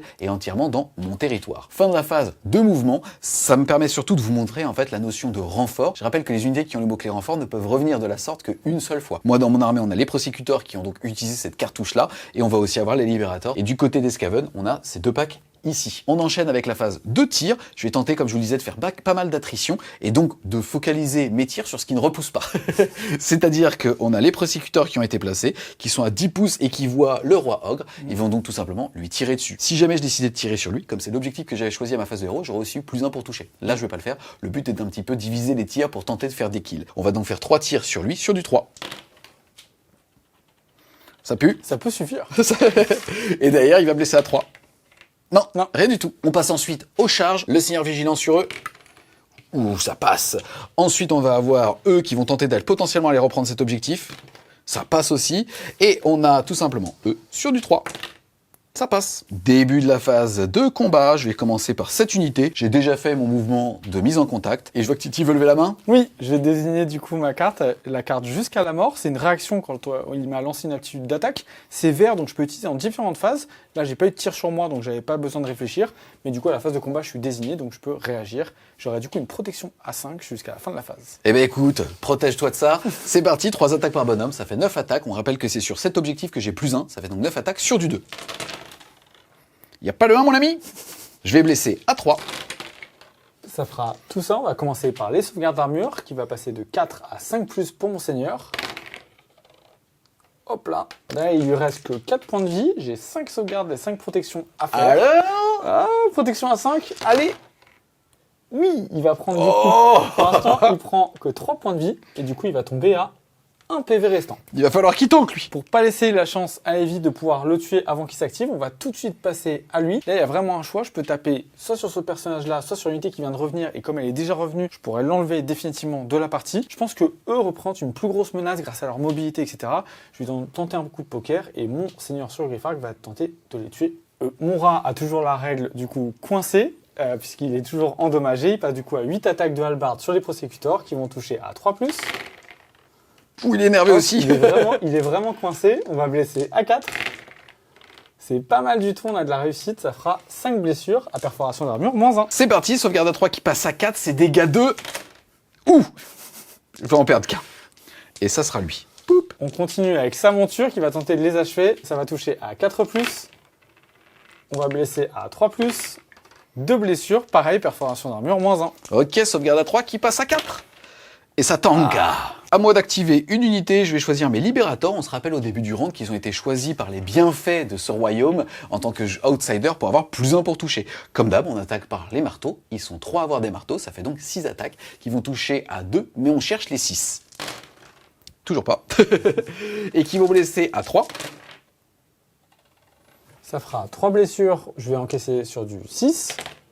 Non, donc pour l'instant, je vais perdre 3 rats d'éclan. Le gros marteau, ça touche, ça blesse à 3. Ouf, lui c'est moins 1 pour 2 dégâts. Sauvegarde à 5 qui passe à 6 toujours. Ouf. C'est raté, donc ça fera 4 plus 3, ça fera 7 rats qui vont mourir. 3, 6, 7. Pou, pou, pou, pou. Mes petits rats d'éclan ici vont tenter d'endommager le seigneur de Heavy. J'en ai 6 qui peuvent taper, ça fera 12 attaques à 4 plus. On va blesser à 5 plus. Allez, ça fera 200 perforations d'armure. 2 sauvegardes à 3. Ça en fait une qui va passer. Je rappelle que lui a l'amélioration de la protection à 5. Non, il va perdre 1 point de vie, il va lui en rester 7. Je vais activer le Seigneur Véritant, comme vous pouvez voir, il est aveugle, mais ses coups vont être guidés par Sigmar lui-même, mon pote. Il va faire un coup de bâton enflammé qui normalement touche à 3. Je rappelle que sur cet objectif, j'ai plus 1, ce sera donc sur du 2. Ça passe, et ensuite ça va blesser à 3+. Je veux pas t'entendre. Je définitivement. Ensuite, c'est pas grave, je vais taper avec son épée, 3 attaques sur du 3 qui passent à 2. Et qui vont blesser à 3. 2 sauvegardes à moins 1, ma sauvegarde à 4 passe à 5. Il y en a une. Ces dégâts D3, on rappelle qu'il y a une protection à 5. Eh ben, il va pas falloir que tu... Allez, c'est parti, protection à 5 pour sauver le Griffark. Oh, non, malheureusement. Il va mourir sous les coups de l'épée du Seigneur. Faites très attention quand vous êtes chez vous, que vous utilisez des phrases type Sigmar va guider mes pas et ainsi de suite, parce que quand ça marche, vous êtes content, mais quand ça marche pas, vous perdez la foi. On a les 4 rats d'éclan qui vont tenter de tuer Instant Castre. Touche à 4 et on va blesser à 5+. Putain, c'est le record du qui le guide, oui, lui. Exactement. C'est pas grave, regardez, il a un bouclier magnifique sur du 3+. Ça tank. C'est parti, je vais attaquer avec maintenant mon Seigneur Vigilant. Il va y commencer par sa hache. Il va avoir 5 attaques qui vont toucher à 3. Ça va blesser à 3. Une perforation, 2 pour 2 dégâts. Ça fera 2 morts pour l'instant. Ensuite, on va avoir son griffe qui va pouvoir taper 3 attaques sur du 4. Ça en fait 2 qui vont blesser à 3. Et ça fait rien du tout. Ça fera pour l'instant 2 morts au total. Poup, c'est la fin du tour. On va encore faire l'effet des rats d'éclan. Ils n'arrêtent pas de revenir. Il y en a des 3 qui vont revenir dans cette unité-là. 1 et dans l'autre unité, ça sera 1 dans chaque. On va passer à la phase de fin de tour. On va regarder qui contrôle les objectifs. Là, on voit que j'ai 4 libérateurs sur cet objectif. Ils comptent pour 4. Mais ils ont encore la règle d'avoir plus 3 au contrôle d'objectif quand ils contrôlent un objectif qui est chez eux. Donc là, je vais être 4 plus 3, 7. Il est que 3. Je vais donc récupérer cet objectif ici.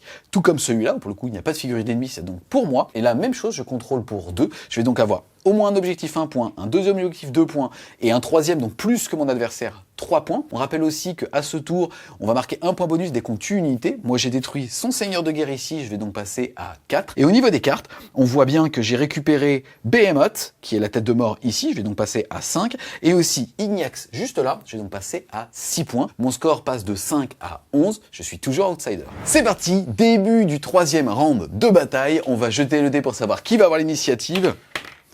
Et potentiellement, ça peut être moi. Je rappelle que je suis toujours l'outsider et que si je me positionne dans une situation de double tour, je ne vais pas pouvoir générer de cartes. Il y a une exception, c'est quand on est outsider et qu'on a plus de 5 points d'écart avec son adversaire, alors on peut quand même tirer des cartes. Là, c'est pas le cas, donc je vais donc respecter l'ordre naturel des choses et te donner la main. C'est parti, l'initiative étant résolue, on va générer la péripétie d'Akshi. Ça va être lancer l'attaque. On va marquer un point de victoire supplémentaire à la fin du tour pour chaque objectif qu'on contrôle qui était contrôlé par son adversaire au début de celui-ci. Et en plus de ça, l'outsider va pouvoir choisir une unité amie comme fer de lance et celle-ci aura l'aptitude charge plus 1 dégât. C'est-à-dire que quand je fais une charge, mes armes auront plus 1 dégât jusqu'à la fin de l'activation de celle-ci. C'est parti, je vais choisir cette unité ici de Libérator pour avoir donc un bonus de plus 1 dégât si je charge. C'est parti, début de mon tour 3. On voit les cartes que j'ai tirées, c'est pas mal, j'ai un bon tirage, je peux quasiment réaliser les 3, plus en plus gagner peut-être le point bonus grâce à la péripétie du tour. Donc je pense que je peux arriver à garder ma place en tête. Ça va nécessiter quelques petits jets de dés quand même réussis pour pouvoir sortir des ressources de juin, parce que j'ai un peu rebondi le tour d'avant avec mon lord, et donc là il me reste pas grand chose, mais suffisamment pour marquer potentiellement pas mal de points. On continue avec les effets du coup jaunes, qui sont toujours sur le prophète gris. Il a son effet de dégâts et son effet de contrôle bonus que vous connaissez. On va faire son sort de dégâts, on va le tenter sur le personnage ici. Il me faut un 6 sur 2 dés. C'est réussi, je vais du coup infliger D3 dégâts mortels à ce petit gars-là. Il prendra 3 dégâts mortels. On le rappelle, les dégâts mortels sont tout simplement des dégâts qui vont ignorer le fait de devoir blesser, soit grâce à une aptitude, soit grâce à un critique, notamment à la touche. Ces dégâts mortels permettent tout simplement d'ignorer toutes les sauvegardes d'armure. Elles permettent uniquement justement de générer les jets de protection. Ici, on l'a vu tout à l'heure, j'ai raté mon jet de protection de 1, je n'en ai donc plus pour le reste de la partie. Il avait 4 points de vie, il va en prendre droit directement, il va juste lui en rester 1. On va continuer avec la volonté du Racornu qu'on va mettre sur le rat Ogre. Ça lui permettra potentiellement de reprendre l'objectif même s'il reste plusieurs Stormcast. C'est ce marche sur un 3+, comme tout à l'heure. Non, ça fonctionne pas, donc il sera avec son contrôle d'objectif 1, donc il faut vraiment que je me débarrasse de toutes les cibles. C'est parti pour ma phase de mouvement, la phase grise. Ici sur le côté gauche, je vais me désengager avec mes rats d'éclan. Je prendrai pas de dégâts grâce à mon trait de bataille. Ça me permettra de garder des ressources en vie et forcer Julien à me les tuer à son tour 3 pour peut-être revenir au T4 avec l'aptitude de renfort. Et de ce côté-là, on va mettre les 3 ressources qui sont là pour essayer d'aller se débarrasser de tous les Stormcast. Il faut que j'ai un petit peu de chance. On espère que le sniper commence à faire ses effets pour pouvoir m'aider. C'est parti, on arrive à la phase de tir. J'ai fini ma phase de mouvement. J'ai réussi à désengager partout et j'ai été agressif de ce côté-là parce que je pense que je tuerai plus cette unité-là. Donc Evie ne pourra pas faire revenir, je pense, une autre unité sur le champ de bataille. Pour la phase de tir, du coup, la phase bleue, on va commencer par le lance-flamme ici. On y va. Ce gars-là va du coup faire son lance-flamme sur les prosecutors. 2d6 de tir. Ça fera 6 qui va toucher à 2+.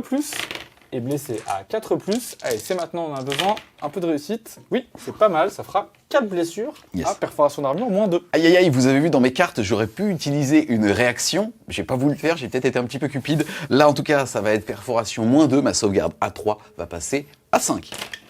J'en rate 3 sur 5, ça veut dire que je vais prendre 3 points de vie. On rappelle qu'ils ont 2 PV par tête de pipe, ça va donc faire un mort et un qui va tomber à 1 PV. On enchaîne avec le sniper, là j'avais pas mal de choix parce que ici j'ai une charge à 5 si je tue lui pour arriver là. Donc je vais pas prendre le risque de la rater, sachant que comme j'ai pas d'ordre et j'ai pas la carte de relance, je pourrais pas faire autrement. Donc ici je vais garder ma charge à 3 qui est beaucoup plus simple sur le petit personnage et puis je devrais peut-être splitter mes attaques, on verra. Le sniper il va jeter son dé sur un 2+, il a plus de mal énergie dans son mousquet, oui. Il se sera pas suicidé. Donc, ouais, pas encore. Et du coup, ça passe à dégâts 3. Il fait ses 2 tirs dans le personnage là. Est-ce que tu veux faire quelque chose? Non. C'est parti. 3 ou plus. Il y en a une qui passe. 3 ou plus pour blesser encore. Non, rien du tout. Décidément. C'est marrant comme ce petit gars n'a rien du coup. C'est la fin du coup de la phase de tir. On va passer à la phase de charge. On va commencer par le rat Ogre. Joli. On va faire une charge à 10, c'est suffisant. On va aller ici pour qu'il puisse taper sur les deux, mais laisser la place au prophète gris pour charger. On enchaîne avec la charge du prophète gris, c'est une charge à 7, ça me permettrait de voler l'objectif à Evie, c'est important. C'est parti. Joli. Oui. Et hop, elle va rentrer. Et donc lui va pouvoir arriver juste là. Poup. Fin de la phase de gros titi. Là, je commence à être un petit peu en PLS sur cet objectif ici. C'est intéressant, à partir de maintenant, il faut que je regarde. J'ai un point de retard au niveau du score. Mais je suis très bien en termes d'attrition. Si vous regardez un petit peu ma main, je vais pouvoir utiliser potentiellement l'ordre de contre-charge. C'est un petit peu ballot parce que je sais déjà que je vais marquer les points de cette carte. Si vous regardez un petit peu les effets, je vais te l'avouer, ça nécessitait de tuer le seigneur de guerre adverse, le général adverse. C'est déjà fait puisqu'il est mort ici au tour précédent. Mais si je commence un petit peu à compter les points et ainsi de suite, je vais plutôt tenter une charge ici, puisque si je fais une belle charge, je vais être capable de potentiellement mieux me positionner pour aller prendre cet objectif et donc finalement sur mon tour à moi jouer sur 1, 2 et 3 objectifs. Je vais donc la tenter. C'est parti, je vais utiliser ma tactique de bataille, couper la tête ou en tout cas dans son ordre de contre-charge. Cette unité va charger ici. En plus j'ai la chance, je fais 9. Ça va être assez facile d'aller reprendre cet objectif. Début de la phase de combat, la phase du coup rouge. On va activer cette fois le rat Ogre qui va leader l'attaque. Pourquoi? Parce que lui peut globalement pas vraiment me tuer mes unités. Donc je vais essayer de tuer celui qui frappe le plus fort. Donc ce petit gars là. On y va, j'ai 5 attaques qui vont toucher à 4+. Allez. Ouf, joli. C'est pas mal du tout. Et on va blesser à 3+. Et ça fera 2 blessures à perforation d'armure -1. C'est parti, il a une sauvegarde à 3 qui va passer à 5. C'est maintenant. Eh ben écoute, pas de regret, il va se barrer Daredevil. Allez. Poup. C'est parti, à moi d'activer une unité. On va vous montrer un petit peu ce qui s'appelle la micro-gestion. Quand on parle de micro-gestion, c'est ce qui va être au millimètre à l'échelle justement d'un petit corps à corps. Et quand on parle de macro, c'est plutôt les ressources sur l'ensemble de la table. Là, c'est intéressant. Moi, je vais pouvoir m'activer. Je pourrais très bien décider de faire mon mouvement d'engagement de 3 pouces. On rappelle que je dois me rapprocher de la figurine ennemie la plus proche, autrement dit le rat ogre, mais que je peux quand même tourner autour et ainsi de suite. La seule chose qui m'est interdite, c'est que je ne peux pas sortir de portée d'engagement d'une unité ennemie. Autrement dit, là, je suis engagé avec les deux. Je pourrais très bien décaler par ici, mais je ne pourrais pas justement aller plus loin que ces 3 pouces de cette deuxième unité. Donc je ne vais pas pouvoir faire en sorte qu'il ne puisse pas activer cette unité qui en plus de ça avait chargé. Je vais taper là, on sait jamais, je vais commencer à essayer de lui faire un petit peu de dégâts. C'est donc 3 attaques sur du 3 et qui vont blesser elles aussi à 3. Et malheureusement, ça va rien faire. Je rappelle que le plus 1 pour toucher s'arrêtait à la fin de mon tour précédent. On enchaîne ici avec les rats des clans. Ils ont fait leur mouvement d'engagement pour tourner, pour forcer Heavy s'il veut aller vers moi, à aller de ce côté-là, et donc s'éloigner un peu du centre du champ de bataille. On touche à 4+, et on blesse à 5+, avec nos petites dents. Hop, il y en a quand même 2, c'est pas mal. Peut-être en tuer un. Sauvegarde à 3? Ouais, toujours. Non, monsieur. J'arrive pas. C'est parti, on va activer cette unité. C'est rigolo, comme d'habitude, je peux choisir de faire mon mouvement d'engagement ou non. Là, lui, il est très très bien puisqu'il a un doigt de pied dans l'objectif. On rappelle qu'on les prend à la fin de chaque tour, donc je pourrais déjà prendre le contrôle de cet objectif pour potentiellement m'en éloigner à mon tour à moi. Mais malheureusement, Titi a bien fait les choses puisque, regardez, je ne suis plus à portée de mêlée de cette figurine ici. Je vais choisir de ne pas faire mon mouvement d'engagement pour continuer de prendre l'objectif. Il y a uniquement ces 3 là qui sont à 3 pouces d'unité ennemie qui vont pouvoir taper. Ça fait donc 6 attaques sur du 3+. Elles aussi vont blesser à 3+. Et on le rappelle, comme j'ai chargé à ce tour et que je suis outsider, les effets de ce royaume vont me donner plus 1 dégât. Ouais, allez, il me faudrait une sauvegarde à 6 pour garder mes rats des clans en vie. Non, malheureusement, je vais prendre du coup 4 dégâts. 4 dégâts, ils vont mourir. Poup, poup, poup. Un plan qui se déroule sur sa croix. On y va, le prophète gris s'active, fait son mouvement d'engagement et vient taper sur le prosecutor. Allez, il faut qu'on se débarrasse de cette unité, elle est revenue donc elle ne reviendra plus. Touche à 4, 2-2-2. Non, il a pas envie. Il aime bien, il aime bien. Si ça peut te rassurer un PV, je vais pas non plus faire un repli. C'est la fin de mon tour. On va vous faire tout de suite le retour des rats des clans qui sont juste ici. On va en ramener 3. Donc eux, ils sont vraiment quasiment tout frais.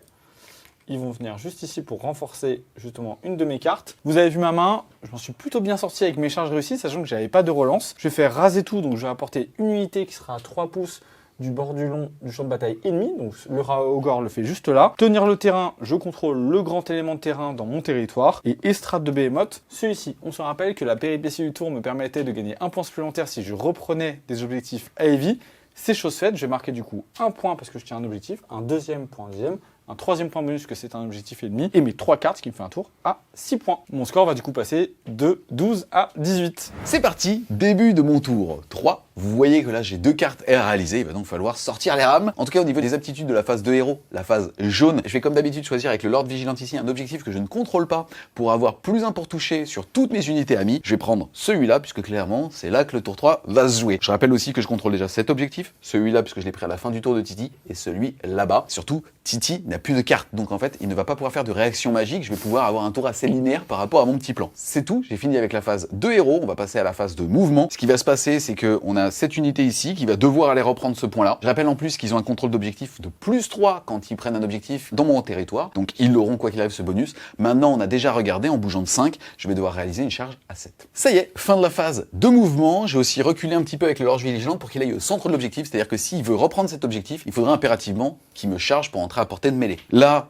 je risque pas de les sortir tous, il va en faire revenir D3 à la fin de son tour. Ce qui est plutôt pas mal avec la notion de renfort, c'est que si je détruis 2 unités, lui il ne peut en faire revenir qu'une à son tour. Mais bon, je pense pas avoir la létalité pour pouvoir le sortir. On va enchaîner donc la phase de charge, et cette unité va charger. Il me faut donc un 7. Écoutez, j'ai fait 11, désolé mon titi, je vais reprendre mon objectif. C'est parti, début de la phase de combat, j'ai un grand sourire aux lèvres, désolé mon titi. Je rappelle, quoi t'avais caché une carte? Je rappelle que ici j'ai plus 1 pour toucher sur cet objectif parce que je l'ai choisi par mon Lord Vigilant à ma phase de héros. Mais on rappelle aussi que je vais avoir plus 1 dégât sur les unités qui ont chargé, donc ici les Libérators. On va faire tout simplement le gros marteau plus un gars tout seul sur le prophète gris et 2 gars avec marteau bouclier sur le roi ogre. On commence par les 4 attaques, donc 2 et 2 qui vont aller sur le rat ogre. Ça touche normalement à 3, là ça touche à 2. Ensuite, ça va blesser à 3+. Et écoute, ça va en faire 2. Perforation d'armure, moins 1, dégâts 2. Une sauvegarde à 6 et je peux survivre avec le rat ogre. Je crois que j'ai été cupide. Il va prendre 2 points de vie et il est toujours là. Oh, une bête trop horrible pour mourir. Ensuite ici, je vais te faire 2 attaques de marteau sur du 2. Ça c'est moins Il n'y a rigolo. pas de 1. Et je vais te blesser à 3+. Moins 1 dégât. Moins 2, dégâts flat 2 qui passent flat 3. Bon bah j'avais 5 PV, j'ai plus de sauvegarde puisqu'il est Bah, tout t'en petit. prends 6. C'est une trahison. On nous a sûrement trahi. Allez, salut Splinter. Le rat ogre qui est boosté au stéroïde, il ne reste plus qu'un seul point de vie, il pisse le sang de partout, mais il va tenter d'emmener le prosécuteur avec lui. 5 attaques qui touchent à 4+. Voilà, on discute. Une, c'est parfait. Je veux dire, c'est un jet qui te ressemble. Absolument. Mais c'est suffisant pour t'emporter avec moi. Non.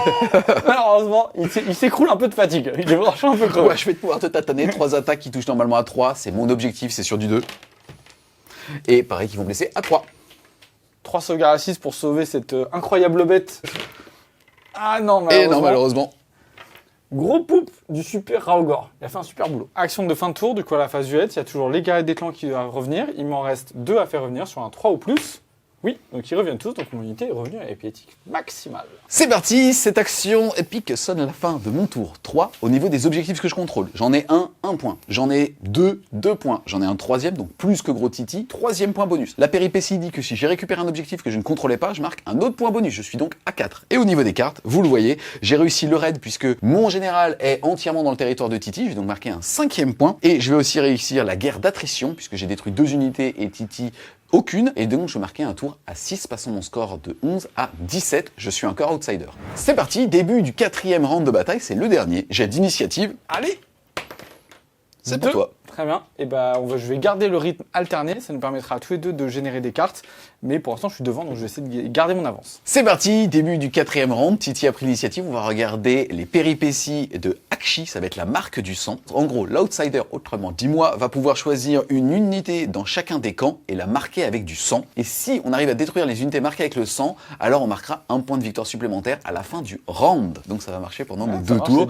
Et écoute, en tant qu'outsider, je vais choisir cette unité ici pour te dissuader de venir me charger. Et toi, je vais te choisir l'unité ici de Libérator. Bon courage. On découvre mes cartes pour le tour 4. Je m'en sors plutôt bien. Je vais devoir prendre un petit peu de risque, sûrement m'asseoir sur la carte que vous voyez juste là et aller plonger sur celle-ci pour essayer de envahir le territoire, récupérer les points. Je pense que je peux marquer jusqu'à 5 points, ce qui est vraiment bien alors que je suis déjà devant. Donc je pourrais peut-être conserver une légère avance sur Evie. Ma phase des héros a été réduite à peau de chagrin parce que j'ai plus mon Prophète Gris, donc j'ai plus grand chose à annoncer en début de tour. On va passer à la phase de mouvement, la phase grise. Ici, je vais déclencher une attitude de course pour pouvoir pénétrer dans l'objectif du centre. Ensuite, les rats des clans vont rentrer et courir également pour tenter de voler cet objectif-là. Et ensuite, on verra où est-ce que je vais faire revenir mes renforts. J'ai plusieurs options. C'est la fin de ma phase de mouvement. J'ai fait revenir du coup mes renforts juste là pour tenter de voler l'objectif de Evie au Lord Vigilant. C'est donc ça ta carte. C'est donc ça ma carte, une potentielle. On va passer tout de suite à la phase de charge. Mes 2 autres unités ont couru et donc ne peuvent pas déclarer de charge. On passe à l'unité qui est revenue. C'est parti. 6, c'est suffisant. On va essayer de l'entourer pour pas qu'il puisse trop bouger au dernier tour. C'est parti pour la marée grouillante de rats, phase de mêlée. J'ai fait mon mouvement d'engagement pour l'entourer au maximum. Ils sont tous à portée. Ça va faire du coup 20 attaques à 4+. Faut même pas tuer le chocobo quoi. 5+, à la blessure. C'est parti. On est parti pour 6 sauvegardes d'armure à 3+. Oh, il en prend 3. Je rappelle que mon seigneur a une optimisation qui lui permet d'avoir une protection à 5. Et écoute, je vais prendre 2 PV, il va lui en rester 5. Oh là, le conseil des stress serait tellement content. 10 gars et des clans pour 2 points de vie. À moi d'activer une unité, je vais taper d'abord avec ma grande hache et ça va partir sur 5 attaques sur du 3. Ça va me faire 3 touches et je vais blesser à 3+. Ouf, bah écoute, ça va en faire qu'une. Perforation d'armure, moins 2 pour 2 dégâts, s'il te plaît. Ouais, ça fera 2 rats des clans qui vont mourir. Poup. Ensuite, t'as la monture qui va taper à 4. Ouh, joli, et qui va blesser à 3+. 2, s'il te plaît. Perforation d'armure, moins 1 pour 2 dégâts. Ouais, c'est une sauvegarde A5 qui va passer à 6. Non, et du coup, ça fera 4 morts supplémentaires. C'est la phase de fin de tour. Avant le contrôle des objectifs, on regarde combien de rats des clans vont revenir. Il y en a des 3, ça fera 3 qui reviennent. Ils vont être 7. Hop, ça nous permet de continuer sur le contrôle des objectifs. Ici, je vais en contrôler 1, 2, 3, celui qui est toujours à moi. Ici, je vais voler celui d'Ignax qui était à Evie grâce à la charge. J'ai 7 de contrôle d'objectif contre 2, donc qui passe à la main d'Escaven. Ça me permet de mettre au point dit primaire 3 points puisque j'en ai plus que Evie, donc 1, 2 et un 3e. Et en carte, je vais faire raid. Comme le tour d'avant chez Evie, j'ai une unité entièrement dans le territoire. Et derrière, reprendre Ignax, où là j'ai eu de la chance sur le tirage au bon moment. Et du coup, je vais reprendre ici. Ça me fera du coup un tour à 3 plus 2, 5 points, passant mon score de 18 à 23. C'est parti, début de mon 4e tour. Je suis à la traîne en termes de score. Il me faut un tour à 6 pour contrebalancer et tenter d'avoir une égalité. Sinon, ce serait une petite défaite. Là, quand vous regardez ma main, ça va être un petit peu compliqué, mais j'ai quand même des options de jeu. Déjà, phase de héros, phase jaune. On va utiliser l'aptitude de mon seigneur vigilant qui va choisir un objectif que je ne contrôle pas et je vais avoir plus 1 pour toucher dessus. Ça sera donc celui-là, le sien, de ce petit bonhomme. Ensuite, je vais finir avec ma phase de héros. Est-ce que tu as des aptitudes à déclarer? Oui, vous voyez, il reste ma dernière carte de tout le jeu que je pourrais pas utiliser. Je vais décider de dire en garde, donc du coup d'utiliser d'ordre. Alors c'est vraiment un peu un troll ou une insulte, mais je vais déclarer que cette unité aura frappe en premier, et donc elle tapera avant. J'ai globalement 14 attaques, tu as 5 points de vie, c'est largement suffisant pour pouvoir m'en sortir. Décidément, en tant que Skaven, si ce plan ne marche pas, ça voudrait qu'il ait été saboté. Il a été saboté, trahi, voilà, il y avait des espions dans mes rangs, bref, on m'a pas aidé quoi. Ça va me permettre d'enchaîner donc avec la phase de mouvement. Là, j'ai différentes options. Malheureusement, cette unité qui est justement l'unité de 100, elle va être compliquée à aller chercher. Là, si vous regardez ma main, je dois rester sur ce décor ici. Donc ce qui va se passer, c'est que lui, il va faire un petit saut de plus de 12 pour aller se mettre ici. Il va tenter un assassinat de ce mec, mais à la limite, c'est juste avec son javelot. Pour le style, voilà. Cette unité va rester ici pour contrôler cet objectif, et lui va rester engagé au corps à corps. Il a plus 1 pour toucher, et le but, c'est qu'il tue cette unité, ou en tout cas que je le reprenne, tout simplement pour pouvoir marquer une carte. Fin de la phase de mouvement, on passe à la phase de tir. Il n'y a qu'une seule chose à faire, c'est lui, il va mettre son petit javelot dans ce gars. C'est juste pour le fun, parce qu'il rapporte pas de points de victoire. Ça rapporte 0. C'est juste pour le kiff. 3+. Voilà. Début de la phase de combat, on rappelle que ta filouterie te donne un frappe en premier. Exactement, voilà. On a 14 attaques, on est triste de ne pas en avoir 13, mais bon. C'est parti, on touche à 4+. C'est largement suffisant pour s'en sortir, messire. On blesse à 5+. Oh, 3 blessures. On pourrait vraiment le faire saigner très fort. 3 sauvegardes à 3+. Ah Merci, non, merci pour ça. on a été trahi. À moi de choisir une unité, on va passer donc au Océan Vigilant qui a su une unité pour pouvoir s'activer, puisque à portée de mêlée. C'est parti, 5 attaques de hache qui normalement touchent à 3, qui passent à 2. Et qui vont blesser à 3. Et bien écoute, ça t'en fait 3 perforations d'armure, moins 2 pour 2 dégâts. Et bah du coup, je vais perdre pour l'instant 8 rats. Tout va reposer sur le chocobo, parce qu'on se rappelle que je peux faire revenir des rats, et donc dès qu'il y en a un qui revient, je suis à 2 contre 2 et je garde l'objectif. Mais il a faim. Le mec qui a dessous, le petit bonhomme, il dit 3 attaques sur lui, 4 qui passent à 3. Oula, il est je suis énervé. Et il va blesser à 3+. Écoute, ça en fait une, mais c'est perforation d'armure moins 1 pour dégâts 2. Il reste un 6, peut-être la trahison n'était pas totale. Le 6 pour sauver les rats. Non, malheureusement, on a été trahi jusqu'au bout. Poup, le dernier. C'est parti les amis, fin du tour, on va regarder qui contrôle quel objectif. Je contrôle un objectif, 1 point, un deuxième, 2 points, un troisième, donc plus que Gros Titi, 3 points. Ensuite, au niveau des cartes, je me suis fait plaisir. Là, on va avoir prise d'opportunité, puisque j'ai récupéré un objectif sans avoir à me battre, c'est-à-dire à faire de corps à corps avec cette unité ici. Ensuite, j'ai attaqué sur 2 fronts, j'ai récupéré 2 objectifs que je ne contrôlais pas à ce tour, c'est lui et lui. On va donc marquer un deuxième point, et on va terminer par tenir le terrain, le fait tout simplement de contrôler le terrain qu'il y a ici. Donc je l'ai avec cette unité là. Je vais donc faire un tour à 3 points de primaire, 3 points de secondaire, je vais faire un tour à 6. On se retrouve les Wargamers à l'issue de ces 4 rounds de bataille pour cette partie de fer de lance. Je ne l'ai pas dit à la fin, j'ai fait un tour à 6, mon score était à 17, je passe de 17 à 23. 23, mon Titi. On a été trahi. Ah, c'est sûr, c'est sûr. T'es trahi. C'est sûr, peut-être par toi-même. Sûrement pas moi.